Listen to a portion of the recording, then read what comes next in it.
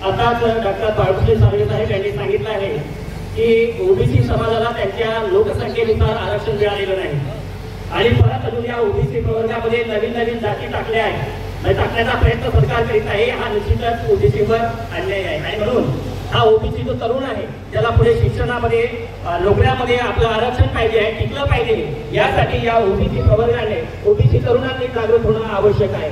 राष्ट्रसंत तुकडोजी महाराज म्हणतात की अग्नी भडकला युद्धाचा अन आळसी होऊन बसे, अग्नी भडकला युद्धाचा अन आळसी होऊन बसे, तरुण असोने रक्त न उसळे नौजवान तुझं म्हणावे कसे। अरे मेला तर शहीद होशील, अरे मेला तर शहीद होशील, कीर्ती तुझी देशावरती आणि जिंकलास तर वीर म्हणून पदवी देतील राष्ट्रपती। या भारत मातेचे तुझवर प्रेम असे, या भारत मातेचे तुझवर प्रेम असे, अति ऋणही असे, तरुण असोने रक्त न उसळे नौजवान तुझं म्हणावे कसे, नौजवान का तुझं म्हणावे कसे। आणि म्हणून या ओबीसी प्रवर्गामध्ये जे तरुण आहेत या तरुणांनी पेटून उठणं आवश्यक आहे। या शहरामध्ये पडलेली आहे आणि महाराष्ट्रातील पहिला मोर्चा आपण या साकोली तालुक्यातून काढत आहोत आणि निश्चितच हा ओबीसीचा मोठा इतिहास साकोलीतून लिहिला जाणार आहे। आणि या रॅलीमध्ये मोठ्या प्रमाणावर महिला वर्ग आहेत, पुरुष वर्ग देखील मोठ्या संख्येने सहभागी झालेले आहेत। सर्व ओबीसी बंधू आणि भगिनींना विनंती आहे की कृपया आपण सर्वजण या रॅलीमध्ये सहभागी व्हावं।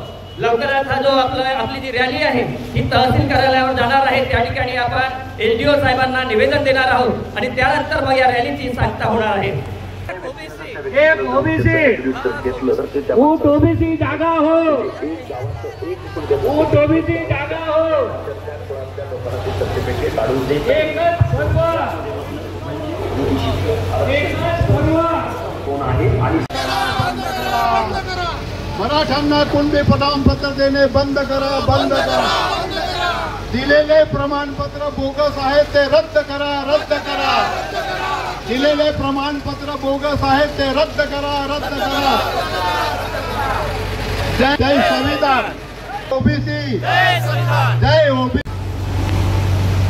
ओबीसीकरण करता येणार नाही असा जजमेंट देऊन सुद्धा एका झुंडशाही संस्थेला सरकारला या करण्यात बाध्य केलं।